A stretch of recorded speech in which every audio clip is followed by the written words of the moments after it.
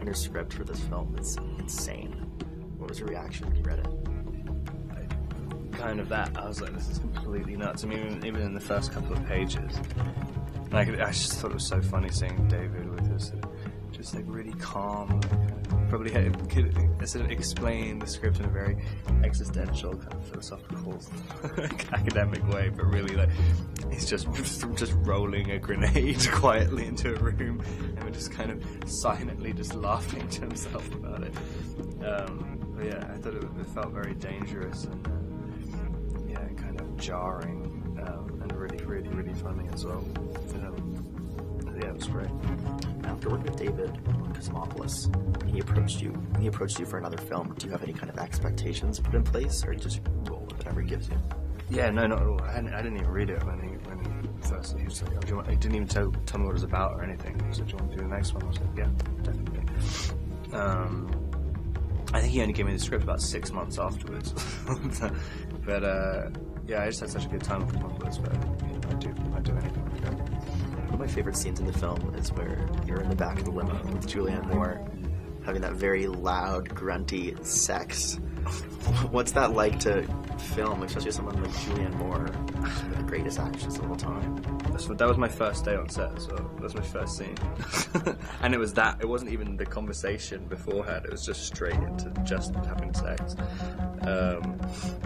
And it was boiling hot as well, just pouring sweat all over her for some reason, and she, like, looking at the movie, she said not sweating at all. It doesn't make any sense. But yeah, it was funny. She was hilarious in it, and just having these weird conversations about our careers, and trying to get some advice, and then they say action, and it's like it's kind of very, very surreal. Vanna's character and Benji's character are so extreme. You've worked with a lot of people in the system. Do you ever see behavior like that? Yeah, definitely. I mean, there are people who I've seen the transformation as well from like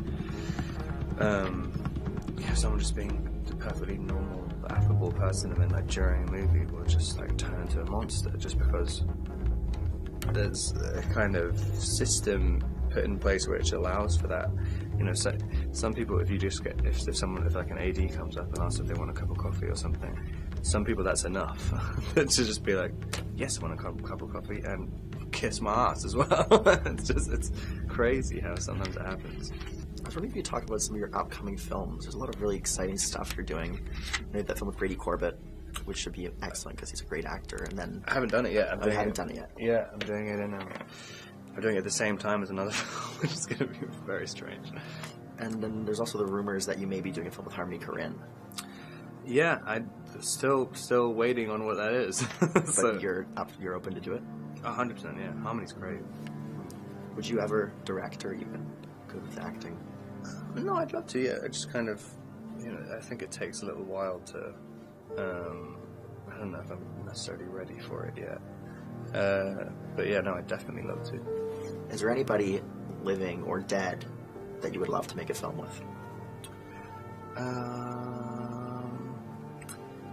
Dead, probably Kubrick. And living, I love Jacques Audiard. And probably Paul Thomas Anderson.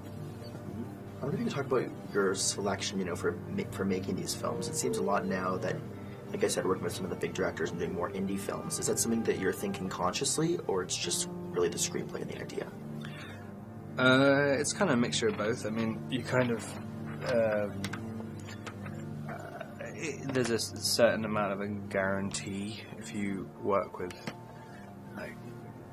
like the best. There's I guess 20, 30 directors who are like the best, and if you work with them, there's a sort of security in it, because for one thing they have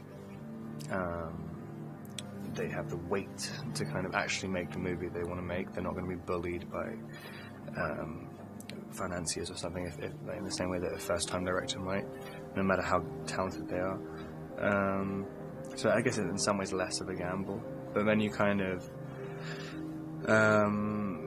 so I've gone through a period where I'm just basically choosing stuff just for directors, and now I'm kind of going back to more of a material, like choosing material stage again. But like, you know, you've got to figure out your way of choosing. It's always kind of a risk, and I don't really know exactly how to select stuff.